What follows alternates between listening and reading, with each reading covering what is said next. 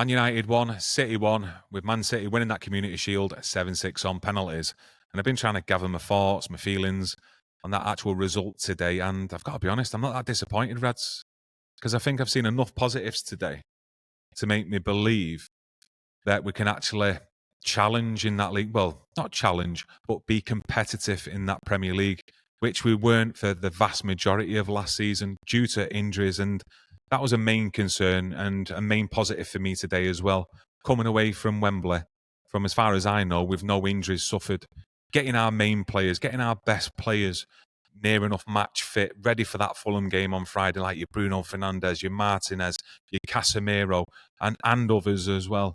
And like I say, I'm coming away from that game today thinking I've seen enough positives, not just in attack, but in defence as well. I mean, how many times did City really threaten us today in like clear and cut goal scoring opportunities? I mean, I remember City hitting the post in the first half.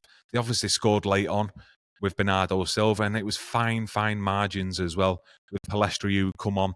And that's what top teams and top players do to you as well. If you give them an inch, they will punish you. And that's what happened with Manchester United at the end there today. But concentrating on them first 30 minutes in the first half, it was a very scrappy game. You know, Doku for Manchester City, he was their bright spark. Skinned Diallo a couple of times in that first half.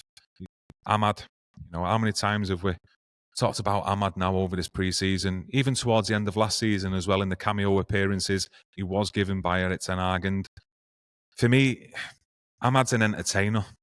He's an entertainer, and I'm doing him a disservice here by if I was to label him just an entertainer, because he's much more than that. He's a top footballer, Ahmad. He's got it up here, you can see it.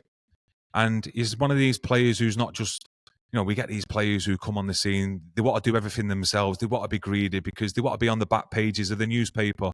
They want to be talked about more than the teammates, some of them who we've had in years gone by. But Ahmad's totally different to that. You can see that. Anyone with half a brain can see it, that this kid, if he continues to work hard under this coaching team, will be a top player for Manchester United for years to come. And like I say, I emphasise a team player. He's always looking up, looking to his side, who's around him, looking to play off who he wants to play with, not looking to be always 2 or 3 men on his own when he's got options around him. And that's key, decision making. And well, the world-class players are the ones who make the best decisions on the football pitch. Now, Ahmad's far from being world-class right now, but he can definitely get up and around that world-class title. I mean, for me, Ahmad, he actually sort of solves a problem, what we've suffered in the last few years and definitely in recent years at Manchester United. And that's when we come up against teams with a low block at Old Trafford, or when we go to other grounds with a low block and they want to spring us on a counter-attack, and we've failed to break them down. His first thought is attack. His first thought is I want to create. And that's only good for us fans in terms of what we're going to be seeing on the pitch week in, week out if this lad starts. For me, he has to be given at least 4 or 5 games in that Premier League season to see what he can do and see if he can take on the pressure, which for me, Ahmad, Mainu, Garnacho, Højlund, you've got the young kid, Amas, still way too early for him to be judged yet, but he looks like he's got top potential. But them first 4 have named, they all look like they can wear the shirt. How many times have we said over the years that players, the badge is too heavy for him? We've got some top quality young talent in that team where it looks that they can take the pressure, the weight of that shirt. They can take the pressure and the noise, what goes on outside the football club from fans like me and every one of yous out there. They can take it, they can handle it, and they can also perform on the pitch. And it's going to be really exciting to see going forward how these kids develop here at Manchester United, because it should be an absolute joy to watch some of these players play on a regular basis. Now, we're going into that first half, the second half as well with Marcus Rashford.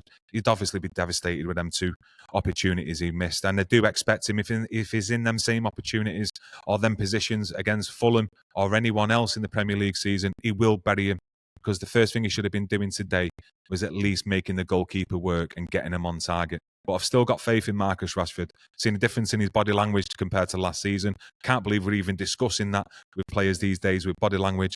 But let's face it, none of us know what actually went on with Marcus Rashford behind the scenes last season. So let's hope he can kickstart his season as early as Fulham come Friday night, because we need him. And we need them goals what he scored the previous season, where it was 30 goals in the whole of the season. Because we've got Xerxes at the moment, still not had a game for Manchester United, so we're still short up there. So we're going to actually be relying on players like Rashford and Garnacho, who I do think's the jewel in this Manchester United team, and going forward to rely on them for goals. But overall today, we're lost on penalties. You know, Jadon Sancho just sums up his Manchester United career.